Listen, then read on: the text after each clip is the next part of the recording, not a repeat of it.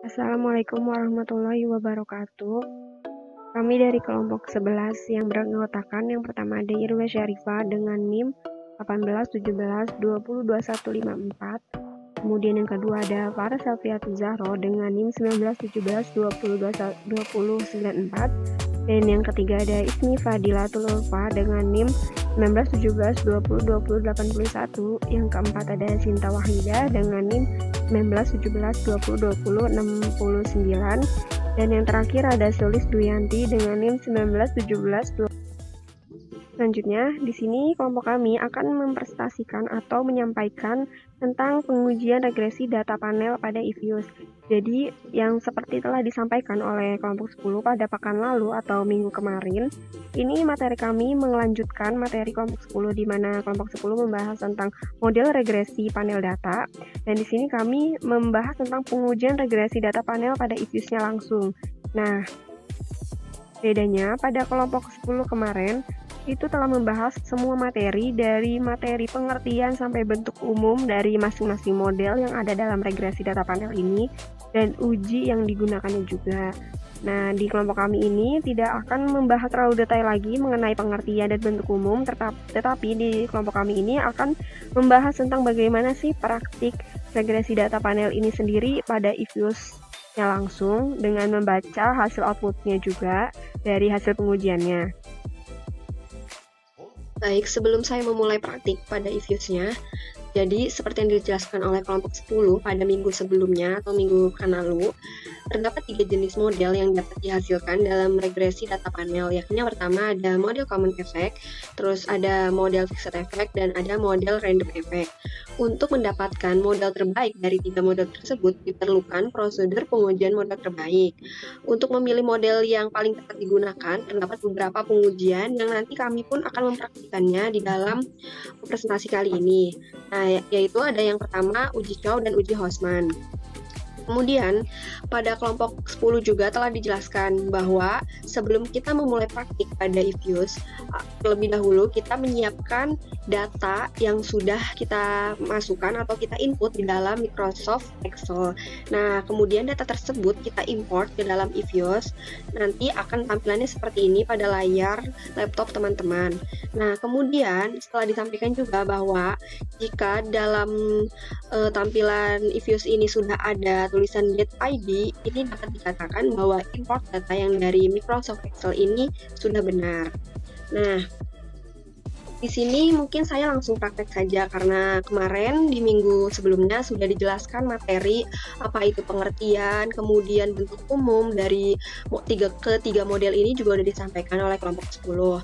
Nah, untuk memulai pengujian common effect model, yang pertama kita pastikan langkahnya yaitu klik pada menu quick. Jadi teman-teman dicek terlebih dahulu jika sudah benar datanya dan yang sudah tadi saya sampaikan ada date ID ini, maka sudah benar ya yang diimport. Lalu kemudian kita klik ini quick. Lalu di sini kita pilih estimate equation. Kita klik saja. Nah, dan estimasi model dengan memasukkan model yaitu Y spasi C spasi X1 spasi X2. Lalu di sini kita lihat nih yang panel option, kita klik. Nah, kemudian pada bagian effect specification, pilih none untuk isian cross section dan period. Kemudian pada menu GLS Wakes ini terisi no wakes, dan pada kolom covariation method ini tetap dipilih yang ordinary. Jadi intinya dalam model common effect ini biarkan saja tampilannya seperti ini, jangan tidak ada yang dirubah ya teman-teman. Lalu habis itu kita langsung klik saja OK. Nah, setelah kita klik OK, nah ini adalah output yang dihasilkan oleh common effect ini. Nah, bagaimana sih cara membaca output dari hasil pengujian common effect ini? Nah, nanti di sini saya akan mengcopy hasilnya, kemudian saya taruh di Word agar penyampaiannya lebih enak ya teman-teman.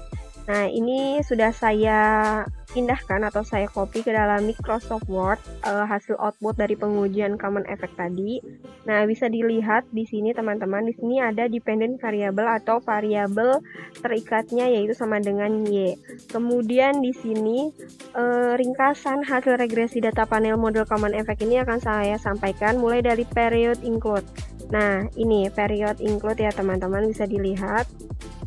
Nah, period include ini apa sih? Period include merupakan jumlah periode atau runtut waktu yang dilibatkan dalam analisis, di mana dalam pola regresi data panel ini, periode yang dipakai ialah tahun 2010 hingga dengan tahun 2018. Jadi dapat dikatakan period include-nya ini 9 tahun ya, dari 2010 hingga ke 2018. Kemudian yang kedua ini ada cross section include. Apa sih cross section include ini? Yaitu merupakan jumlah cross section atau panel yang dilibatkan dalam analisis, di mana dalam pola regresi data panel ini, panel yang dipakai ialah provinsi di Jawa yang jumlahnya sebanyak 6 provinsi. Nah, makanya di sini ditulis 6 ya teman-teman. Selanjutnya total panel balance observation. Nah, apa sih? Yaitu merupakan jumlah observasi yang dilibatkan dalam analisis. Nah, istilah balance ini yaitu jumlah waktu, tahun, kemudian yang dipakai setiap panel provinsi ialah sama atau konstan, sehingga perhitungannya di sini 9 tahun ini dikali 6 provinsi ini hasilnya dengan 54 observasi. Nah, selanjutnya di kolom variabel yang bisa teman-teman lihat di layar bahwa di sini ada C, X1 dan X2. C ini adalah konstanta, kemudian X1 ini dan X2 itu merupakan variabel independen atau variabel bebas. Nah, biasanya variabel bebas ada variabel terikat kan. Nah, terikatnya ini yang tadi sudah saya jelaskan yaitu yang Y ini. Nah, selanjutnya di kolom koefisien. Nah, koefisien yaitu mengukur kontribusi dari variabel bebas ke variabel terikat. Nah, ini kan hasilnya plus ya teman-teman. Di sini dapat dilihat ini yang X1 dan X2 plus, kecuali yang C ini min. Nah, ini artinya positif. Jadi interpretasinya menaikkan. Jikalau min atau negatif seperti ini, interpretasinya menurunkan. Jadi, jika terjadi kenaikan X1 sebesar 1 satuan, maka akan menaikkan Y sebesar 7773,156 dan X2 pula juga begitu. Jika terjadi kenaikan X2 sebesar 1 satuan, maka akan menaikkan Y sebesar 0,001420. Nah, untuk itu, di sini saya tidak akan menjelaskan secara detail banget, tetapi secara garis besarnya saja, karena sudah disampaikan juga oleh teman-teman yang lain pada pertemuan sebelumnya, bahwa gimana secara bacanya, terus bagaimana penilaian kita menilai hasil output juga. Jadi di sini kelompok kami akan membacakan secara garis besar saja. Kemudian di sini ada kolom standar error. Nah, standar error ini atau kesalahan baku merupakan nilai standar deviasi dari rata-rata. Nah, di sini dilihat ya teman-teman, nilai C berapa, X1, X2 juga berapa. Nah, semakin besar atau semakin benar model estimasi pada regresi, maka semakin baik model digunakan. Jadi semakin benar modelnya, maka semakin baik ya model ini digunakan. Nah, bagaimana syarat untuk semakin baik atau semakin benar model ini? Yaitu nilai standar error ini semakin kecil atau mendekati 0 dilihat dari X1 dan X2-nya ya. Nah, kalau semakin kecil atau mendekati 0, maka ini dapat dikatakan semakin benar model estimasi dalam regresinya. Nah, bisa dilihat di sini hanya X2 saja yang mendekati 0, maka ini dapat dikatakan semakin benar ya. Tetapi yang X1 ini agak menjauh, maksudnya agak lebih besar, maka ini dapat dikatakan tidak benar atau agak tidak benar, menjauhi dalam artian menjauhi dalam kriteria semakin benar ya. Selanjutnya tes statistik. Nah, selanjutnya ini tes statistik ya. Nah, tes statistik ini digunakan untuk melihat nilai signifikan dari koefisien regresi di pengujian hipotesis yang menggambarkan besarnya pengaruh variabel independen X terhadap variabel dependen atau Y. Nah, Di sini kan ada X1 dan X2, maka hipotesisnya saya gunakan 2 ya. Jadi hipotesis yang pertama yaitu H0 sama dengan X1 tidak berpengaruh signifikan terhadap Y, dan H1-nya itu X2 berpengaruh signifikan terhadap Y. Kemudian hipotesis yang kedua, H0-nya sama dengan X2 tidak berpengaruh signifikan terhadap Y, dan yang H1-nya itu X2 berpengaruh signifikan terhadap Y. Nah, semakin besar nilai T statistik ini, maka peluang mendapatkan hasil signifikan atau menolak HO dan menerima H1 itu semakin besar.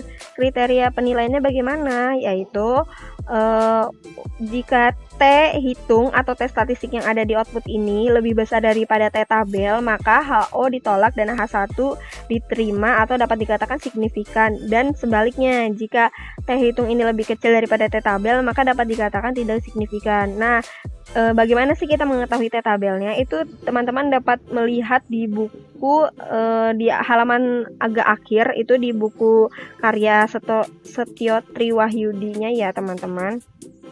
Nah, untuk perhitungannya mungkin juga udah pernah disampaikan pada kelompok sebelumnya. Nah, untuk pengujian common effect ini sudah saya hitung dan di sini hanya satu doang yang signifikan. Kemudian untuk melihat signifikansinya juga kita bisa melakukan pada kolom probe atau p-value ini. Nah, dengan membandingkan nilai probe dengan nilai alfa. Nah, nilai alfa atau nilai kebenaran yang saya gunakan yaitu sebesar 0,05. Nah, jika nilai probe ini lebih kecil dibanding dengan nilai alfa, maka itu dapat dikatakan signifikan. Nah, teman-teman bisa lihat bahwa di sini yang C dan X1 ini nilai probe-nya ini lebih kecil ya daripada 0,05, maka dapat dikatakan signifikan. Tetapi yang X2 ini lebih besar, jadi tidak signifikan. Dan di sini akan membacakan hasil yang di bawah ini ya teman-teman. Di sini ada S-squared. Nah, di sini saya tidak akan membahas secara detail, tetapi saya akan membacakan secara garis besarnya aja. Nah, dalam R-squared ini, apabila dia semakin mendekati nilai 1, maka itu dapat dikatakan model ini semakin benar. Tetapi pada pengujian ini, kita lihat bahwa ini agak mendekati ke 0 ya, maka ini tidak semakin benar. Kemudian adjusted R-square. Ini juga sama seperti R-square di atas, bahwa jika semakin mendekati 1, maka dapat dikatakan ini semakin benar modelnya. Tetapi di sini juga tidak mendekati, jadi dapat dikatakan tidak benar. Kemudian ada SA of regression. Nah, ini untuk mengetahui benarnya ini jika dia semakin kecil.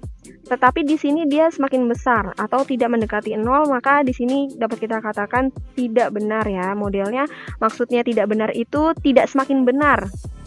Nah, untuk yang sum square recit ini juga sama, semakin dia kecil atau mendekati 0, maka ini akan dapat dikatakan modelnya ini semakin benar. Kemudian yang log likelihood ini, jika dia semakin besar atau semakin mendekati 1, besar ya intinya, ini maka dapat dikatakan model ini benar. Tetapi di sini bisa kita lihat ini semakin kecil ya, minus 635, itu semakin kecil. Selanjutnya yang F statistik atau F hitung ini. Nah, jika F hitung ini lebih besar daripada F tabel, maka dapat dikatakan signifikan. Nah, ini juga sudah saya hitung bahwa di sini 20,68491 ini lebih besar daripada F tabel. Nah, F tabel itu dapat dilihat pada buku karya Setio Triwahyudinya juga ya teman-teman, di agak halaman akhir.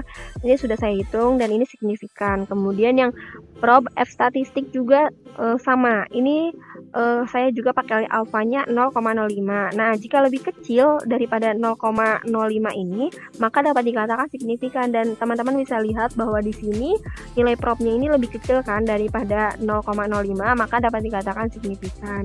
Kemudian ada mean dependent variation. Jadi di sini rata-rata variabel terikat atau variabelnya Y ini bernilai 44977,80 dan SD dependent variation-nya juga.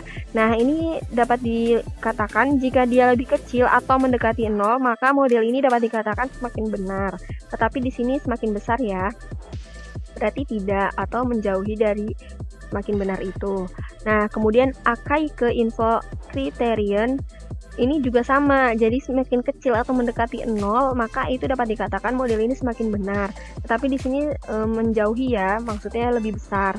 Kemudian ada Schwarz criterion juga sama, ini jika semakin kecil maka semakin benar modelnya. Tetapi di sini juga ini lumayan besar ya. Terus ada Hannan-Quinn criterion. Jadi ini pun sama seperti yang sebelumnya. Ini jika semakin kecil itu juga maka dapat dikatakan semakin benar. Terus untuk yang Durbin-Watson ini untuk melihat adakah terjangkit autokorelasi, ini juga udah dijelaskan ya oleh kelompok sebelumnya yang membahas tentang autokorelasi.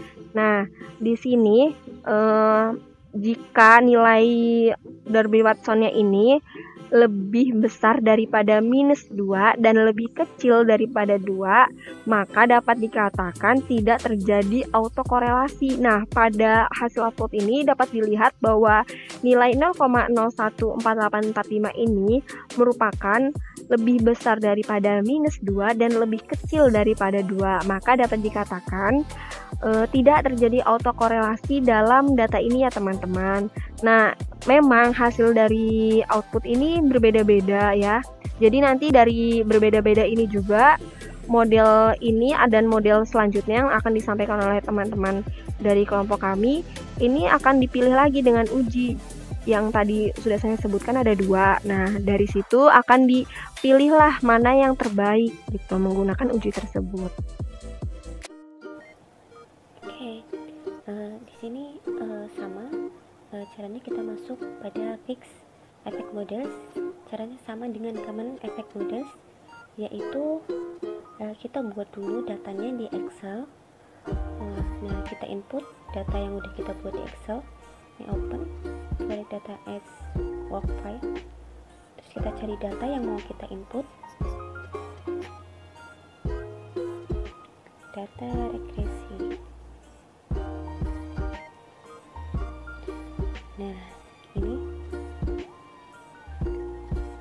oke. Nah, ini nggak ada yang kita rubah, jadi next.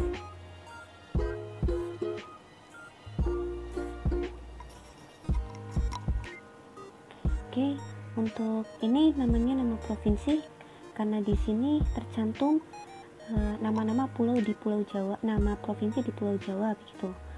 Terus kita next, namanya nama provinsi gitu. Kita next. Oke, untuk panel identitas seriesnya, untuk cross section kita gunakan provinsi karena di sini tertera nama-nama provinsi di Pulau Jawa. Untuk data seriesnya kita gunakan tahun, di sini rentang tahunnya dari 2010 hingga 2018. Oke, klik finish. Yes. Nah, di sini kalau sudah tercantum date ID-nya, berarti dipastikan data itu sudah benar gitu kan. Nah, kita masuk pada quick. Ini yang menjadi perbedaan antara common effect models dengan fixed effect models. Nah, estimate equation untuk mengestimasikannya masih sama, yaitu Y spasi C spasi X1 spasi X2. Kita lanjut ke panel optionnya, jangan kita klik OK dulu. Oke, ini yang membedakan, yaitu pada common effect models kan tercantum itu non. Kalau misalkan fixed effect models kita ganti dengan fix di sini untuk cross sectionnya. Nah, untuk periodnya kita gunakan non, untuk week-nya kita tercantum non week dan ordinary. Oke, kita oke. Untuk menghasilkan datanya, muncul datanya. Nah, seperti ini. Kita salin ke Microsoft Word.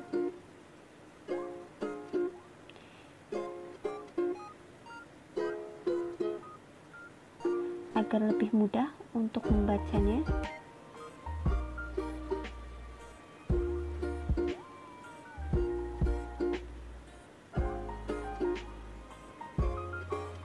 Oke, di sini sudah tertera cara membaca output dari pengujian fixed effect model.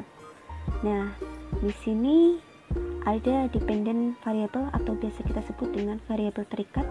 Di sini ditandai dengan Y. Oke.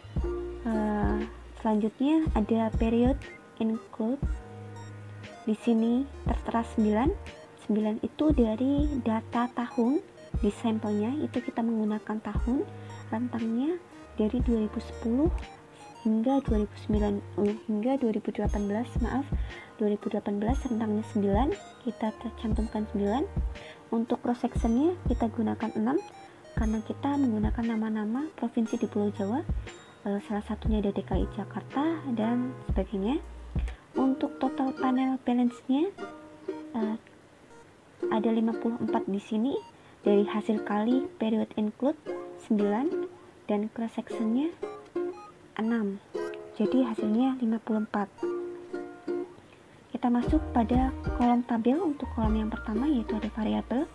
Di sini ada C atau C, X1 atau X1 dan X2, ada X2.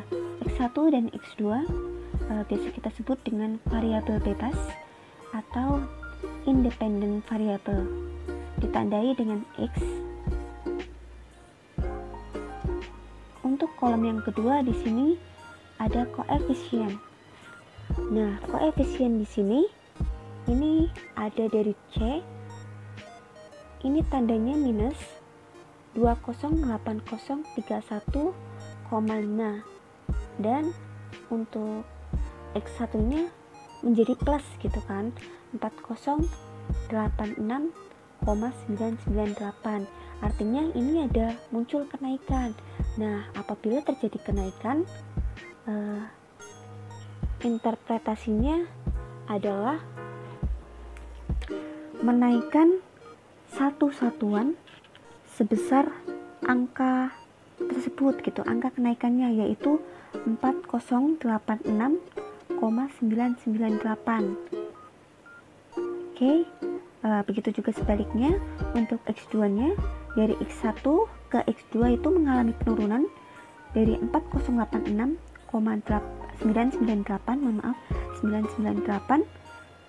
menjadi minus 0,003369, yaitu terjadi penurunan. Apabila terjadi penurunan, maka menurunkan satu satuan yang besarannya 0,003369.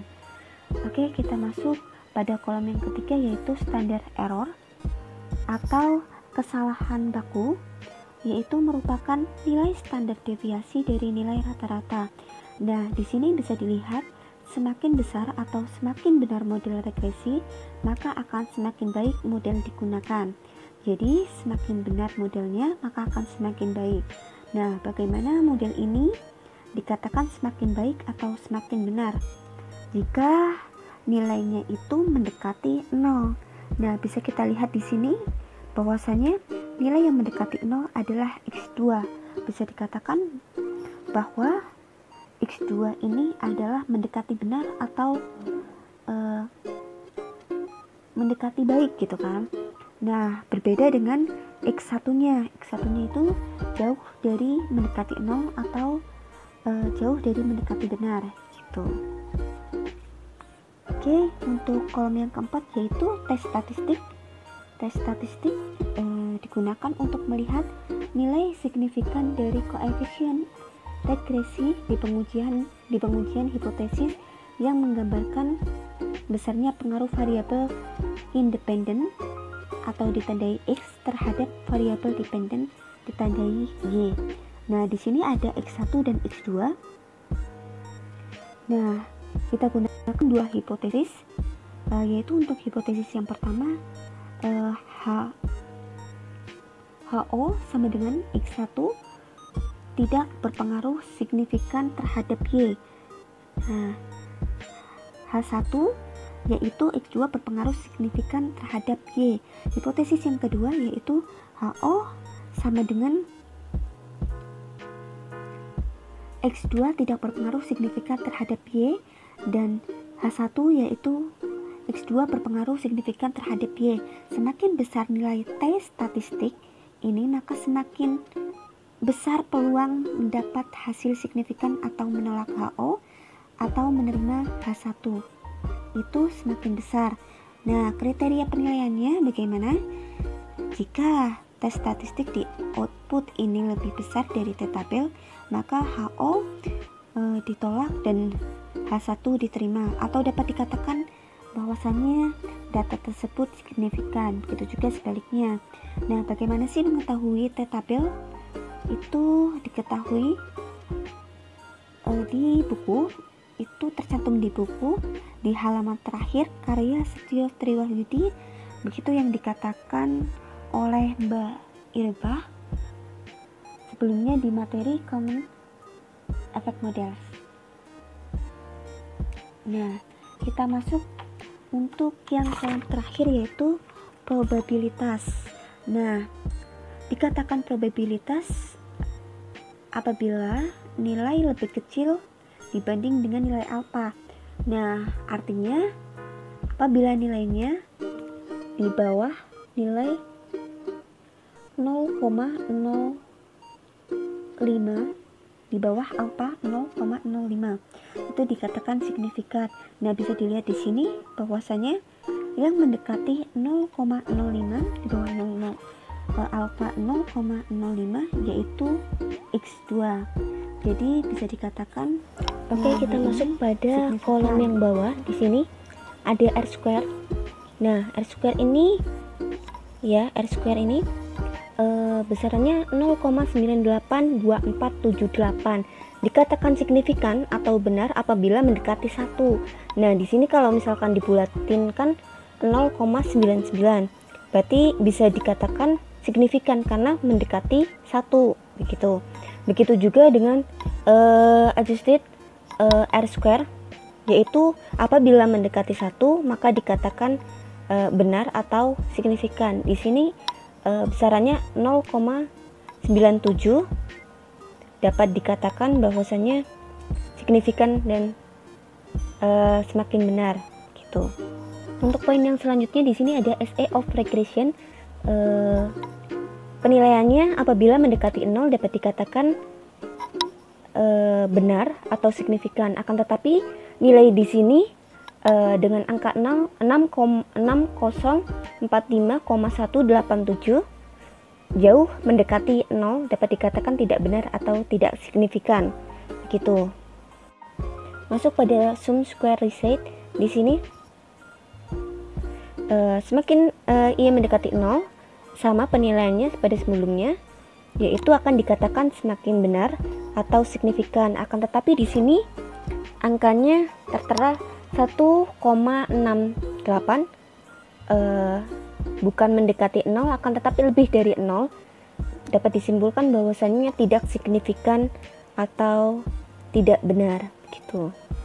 Oke, di sini ada look likelihood. Jika mendekati 1 besarannya, maka akan dikatakan benar atau signifikan. Itu kriteria penilaiannya. Akan tetapi di sini jauh dari mendekati 1 atau setengahnya gitu kan. Berarti dapat disimpulkan bahwasannya tidak signifikan. Oke, masuk di F statistik. Tes statistik maksud saya. Di sini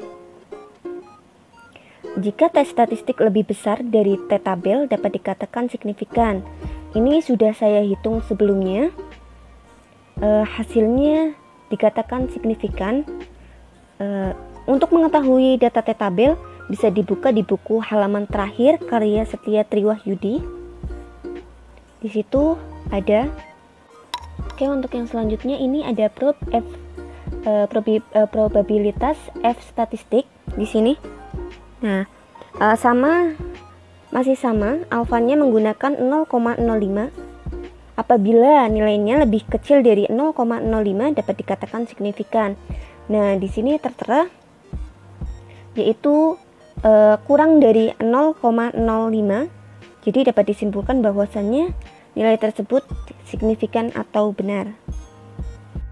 Oke, untuk kolom yang sebelahnya di sini ada mean dependent var atau rata-rata variabel terikat, dan bawahnya ada SD dependent var dapat dikatakan ini untuk kriteria penilaiannya. Jika lebih kecil atau mendekati 0, maka model ini akan dikatakan semakin benar atau signifikan. Akan tetapi ini di sini nilainya jauh dari mendekati 0 begitu. Jadi lebih besar dari 0 begitu. Model ini dikatakan tidak signifikan atau tidak semakin benar. Oke, yang selanjutnya di sini ada archaic info criterion. Sama halnya, apabila mendekati 0, maka dikatakan semakin benar atau signifikan.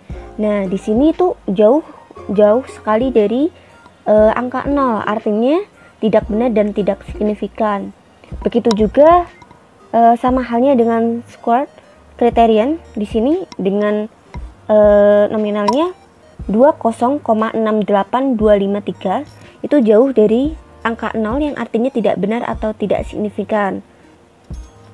Nah, untuk selanjutnya di sini ada Hannan-Quinn criterion.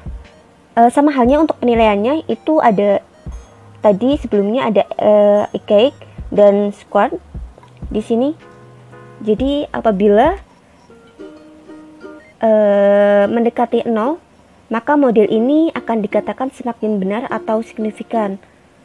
Gitu. Tetapi di sini nilainya jauh juga, 20,50151. Jadi tidak signifikan atau tidak semakin benar. Nah, untuk yang terakhir di sini ada Durbin-Watson state, yaitu tentang autokorelasi. Sebelumnya udah dijelaskan di pertemuan sebelumnya oleh kelompok sebelumnya juga, sebelum kelompok pertemuan ini.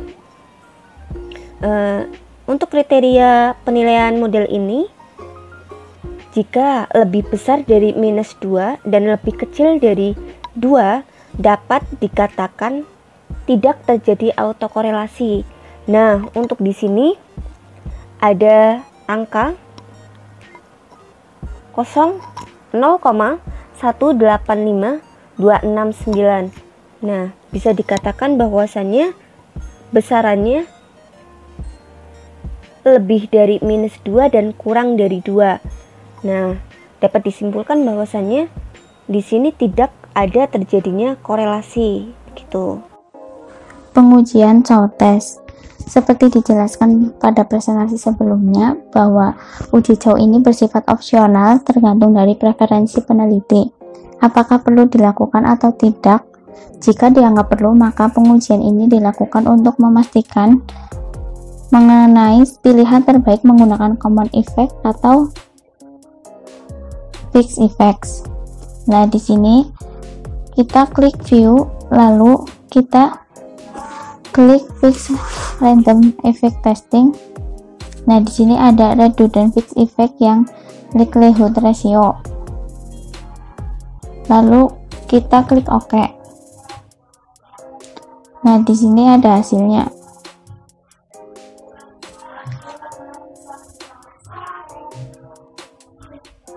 Kita copy dulu,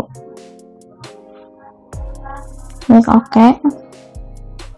Nah, ini hasilnya berdasarkan dari uji Chow test ini.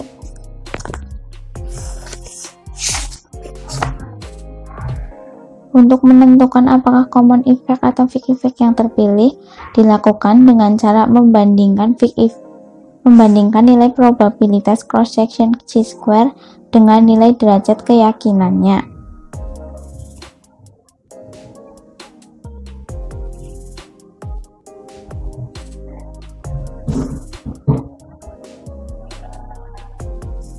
Ya, seperti di sini ada regresi data funnel fixed effect.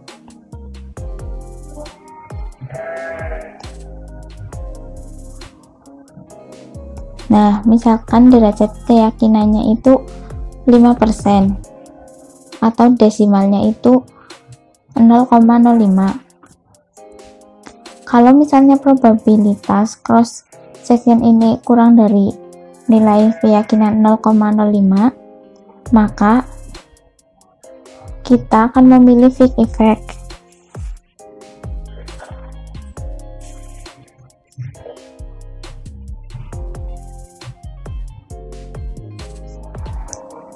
Tapi sebaliknya, kalau probabilitasnya lebih besar dari 0,5, maka kita akan memilih cross atau common effect.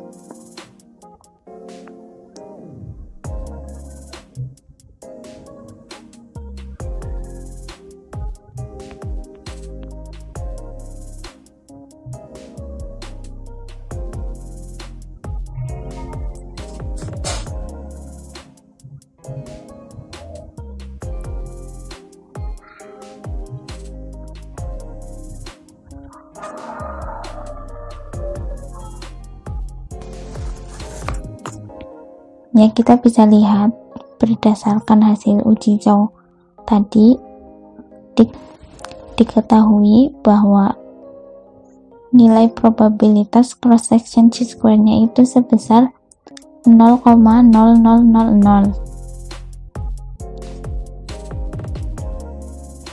Di sini nilainya 0,0000.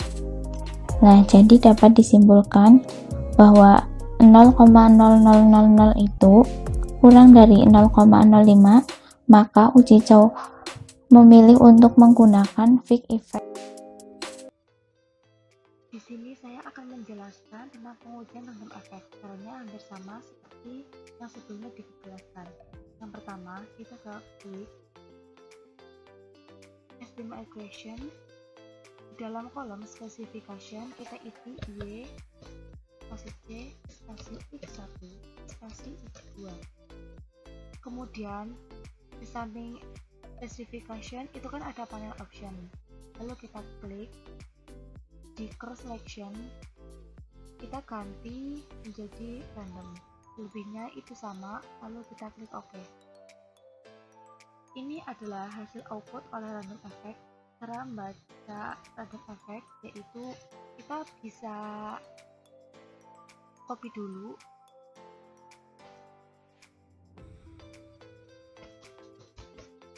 kita pindah ke Word. C, X1 dan variabel. Dua variabel itu ada C, X1 dan X2. C yaitu konstanta, dan X2 yaitu variabel independen. Di samping variabel itu ada koefisien. Koefisien yaitu semakin besar nilai koefisien, maka pengaruh variabel bebas terhadap variabel terikat juga semakin besar. Jadi pengukuran kontribusi dari variabel bebas ke terikat. Jika interpretasinya itu positif, yaitu dinaikkan. Kalau min, interpretasinya itu menurun. Jadi, jika terjadi penaikan interpretasi X1 yaitu satu kesatuan, maka akan menaik.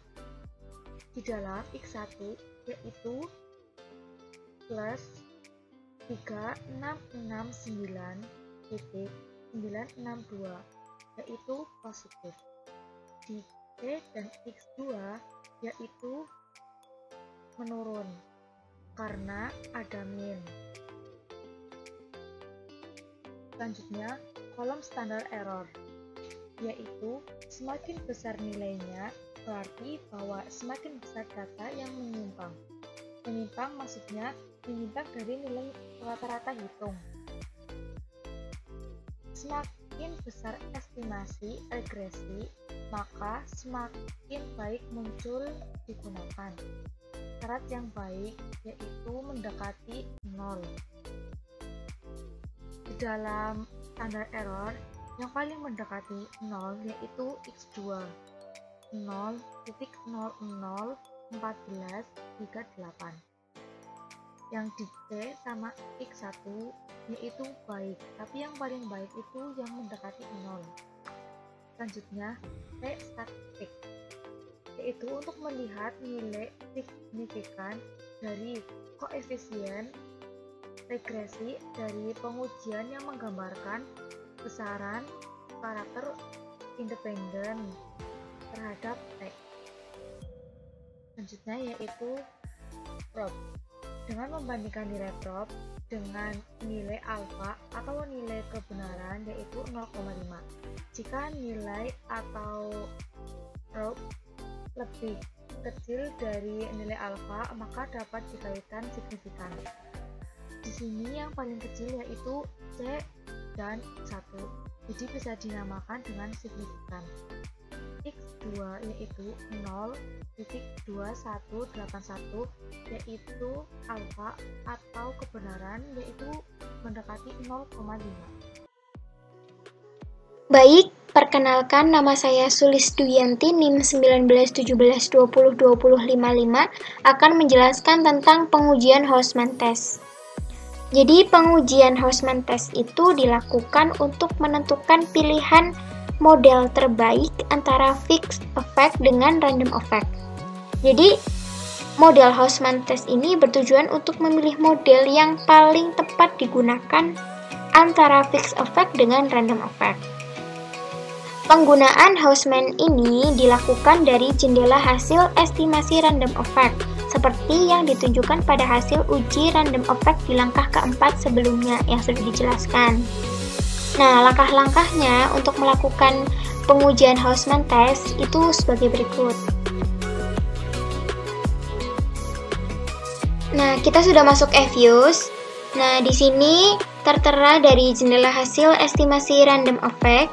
Maka langkah selanjutnya adalah kita klik view, kemudian kita pilih fix random effect testing, lalu kita pilih yang Hausmann test. Karena kita akan melakukan pengujian Hausmann test. Nah, klik saja, maka akan muncul hasil seperti ini.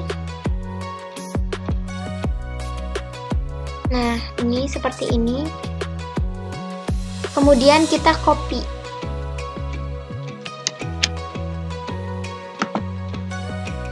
Lalu kita masukkan ke Word. Setelah kita copy dari EViews ke Word, maka hasilnya seperti ini. Dan saya akan menjelaskan tentang dependent variable. Dependent variable ini itu variabel terikat atau variabel yang dipengaruhi. Nah, untuk variabel independen atau variabel bebas itu terdapat dua, X1 dan X2. Nah, X1 dan X2 ini akan mempengaruhi variabel terikat Y. Nah, di sini ada variabel koefisien, standar error, tes statistik, dan probabilitas. Nah, untuk koefisien sendiri, nilai C atau konstantanya itu min 20, 80, 31,5. Nah, untuk koefisien ini menampilkan nilai-nilai koefisien masing-masing parameter variabel bebas. Nah, semakin besar nilai koefisien, maka pengaruh variabel bebas terhadap variabel terikatnya juga besar. Nah, untuk nilai X1 itu 4086,998. Di sini tertera bahwa positif. Nah, untuk variabel yang positif, maka variabel Y akan mengalami kenaikan atau pertambahan satu bagian sebesar ini. Jadi dapat disimpulkan bahwa pengaruh variabel bebas X1 itu pengaruhnya besar terhadap variabel terikat Y. Nah, untuk X2-nya itu min 0,003369 itu bervariabel negatif, maka untuk variabel yang negatif ini variabel Y akan mengalami penurunan sebesar satu bagian sebesar ini. Jadi dapat disimpulkan juga bahwa untuk variabel bebas X2 itu pengaruhnya lebih kecil. Kemudian kita ke standar error. Nah, untuk standar error itu sering disebut kesalahan baku. Nah, untuk standar error nilai C konstanta itu 40966,59. Nah, semakin besar dalam estimasi model regresi, maka semakin baik model itu digunakan. Syaratnya untuk semakin benar itu nilai standar error itu semakin kecil atau mendekati 0. Nah, untuk standar errornya itu dapat dilihat pada X1 dan X2.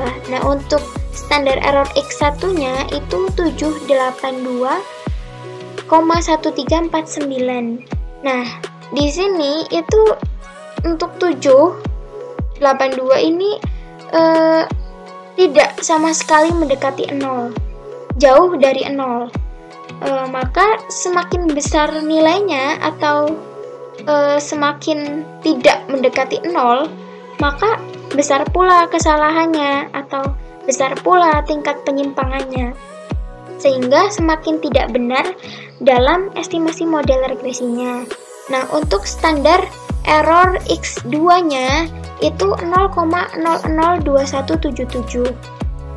Nah, di sini untuk standar error X2-nya itu mendekati 0. Jadi, interpretasinya semakin kecil nilainya atau semakin mendekati 0, maka kesalahannya juga kecil, tingkat penyimpangannya juga kecil, sehingga semakin benar dalam estimasi model regresinya. Selanjutnya kita ke tes statistik. Nah, tes statistik ini digunakan untuk memiliki pengaruh signifikansi atau tidak. Nah, untuk tes statistik ini ada variabel bebas X1 dan X2, maka kita buat hipotesa 1 dan hipotesa 2. Nah, untuk hipotesa 1 ini H0 pada X1 tidak berpengaruh signifikan terhadap Y.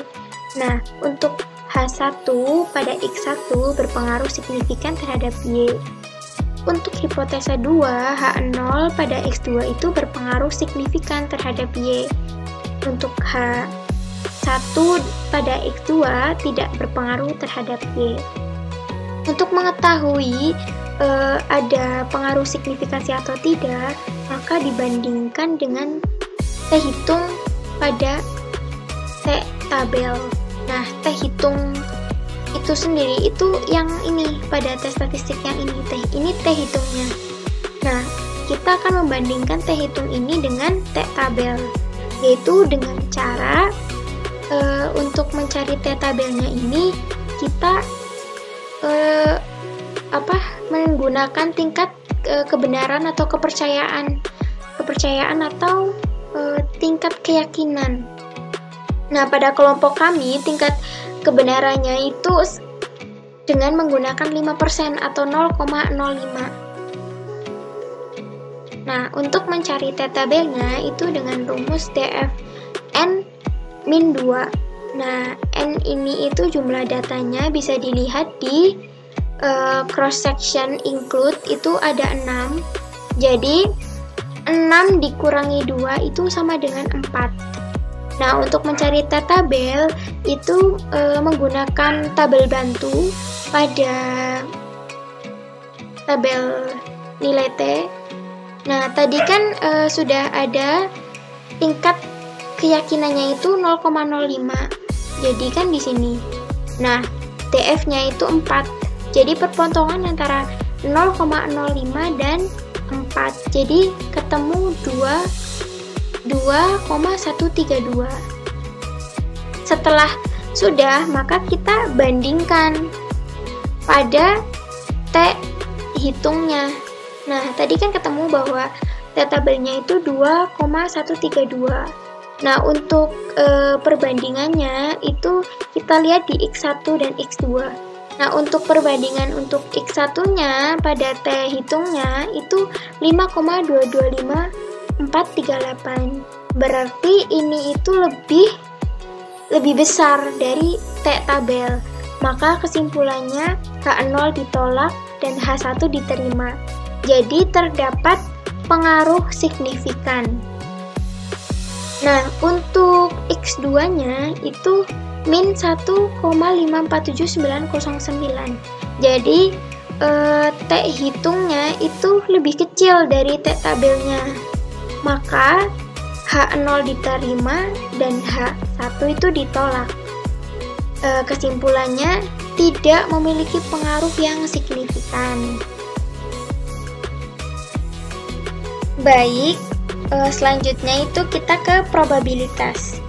Untuk menentukan pilihan terbaik berdasarkan uji Hausman, itu dilakukan dengan cara membandingkan probabilitas cross-section random, yang ini, dengan derajat keyakinan yang dipilih, misal 5%, atau 0,0 0,05. Jadi kelompok kami itu memilih derajat keyakinan 5% atau 0,05. Sebenarnya ada 3.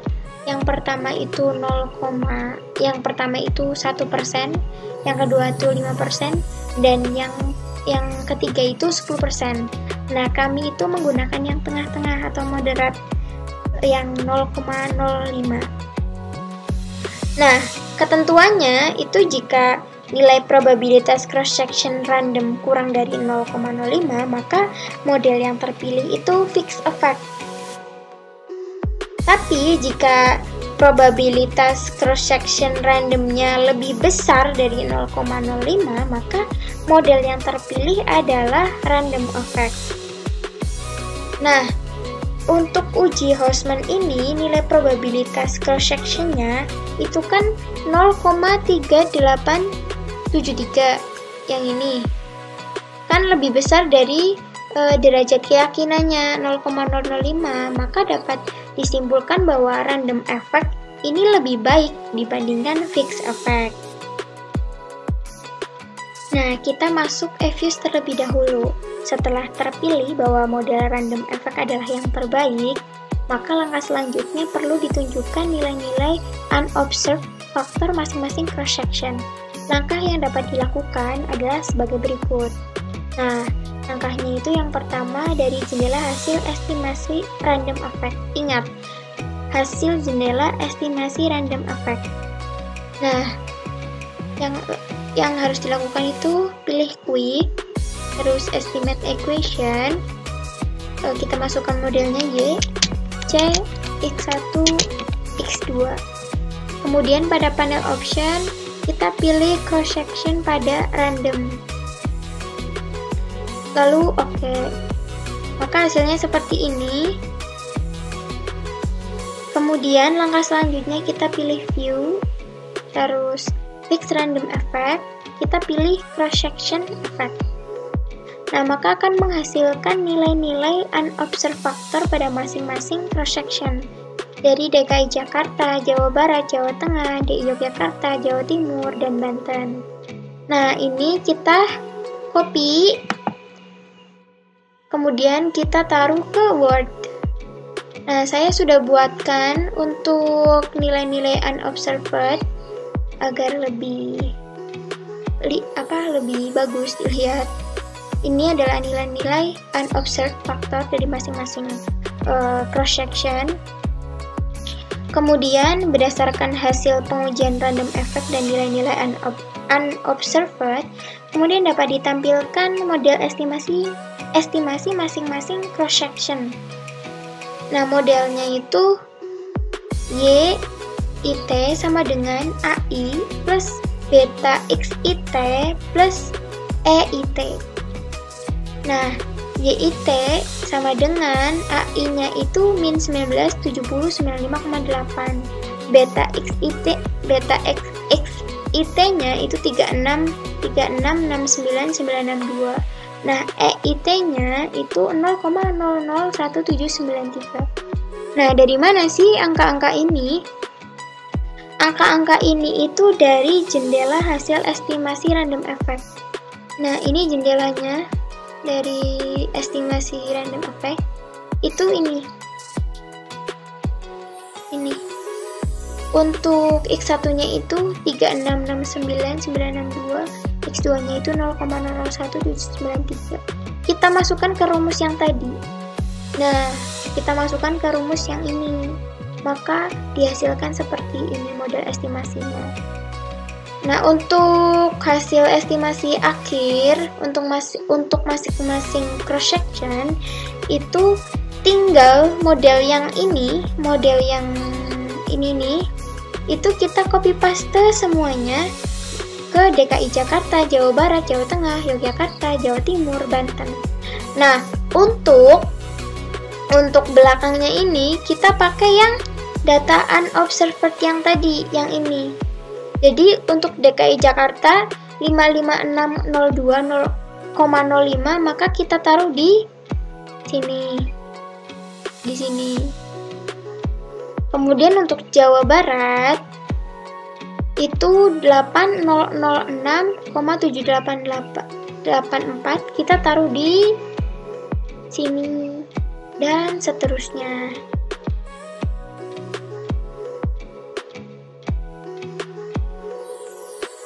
Berdasarkan model estimasi masing-masing cross-section tersebut, peneliti dapat menghitung nilai akhir masing-masing cross-section. Kemudian, berdasarkan nilai tersebut, dilakukan analisis dengan membandingkan antar cross-section.